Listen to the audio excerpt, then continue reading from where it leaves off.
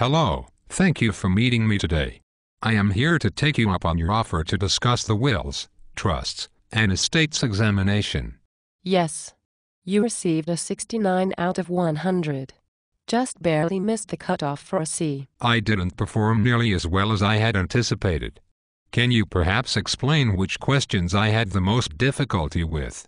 You received a 0 out of 10 on question 6. The correct response was simply ambulance chasing. I had written an essay on the ethical implications of an attorney drafting a will in which the testator provides gifts to the drafting attorney. The answer was simply ambulance chasing. I told you that the response ambulance chasing would be correct in class. I do not like being ignored. Oh my! You also lost points on the examination for not participating in class. I made a point to respond at least once every 2 weeks. I record participation after class. If your participation was not significant enough to recall after a class, then I did not credit you with participation. This was an all or nothing 10 points on the examination, which you lost. I also removed 1 point because you were tardy to one of my classes during the 2-day blizzard. I warned the entire class on day 1 that I start on time. Do you think that any judge would care about your trivial excuses?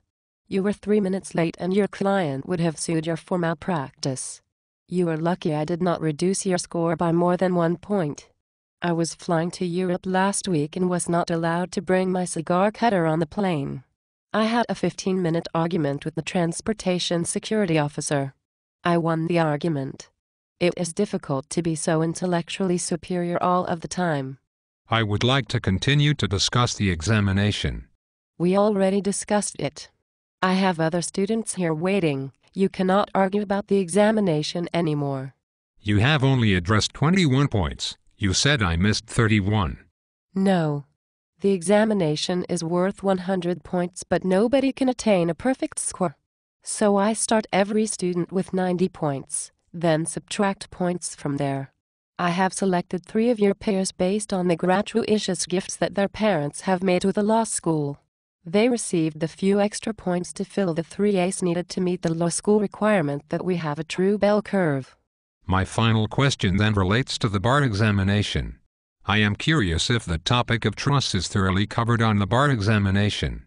I ask this because the course, wills, trusts, and estates, did not get through the last 40% of the syllabus where we were scheduled to discuss trusts. You are thinking like a D student, always looking to place the blame elsewhere. Your class was comprised of 115 of the slowest learners I have ever had the misfortune of instructing. I cannot be responsible for not covering 40% of the materials. Our time is now expired. You have squandered away 15 minutes of my important life asking very elementary questions. I cannot recommend that you pursue either transactional work or litigation for the reason that you do not know how to effectively manage valuable time with those in superior positions than yourself. Also, based on your grade score, you are not an effective writer either. Good day.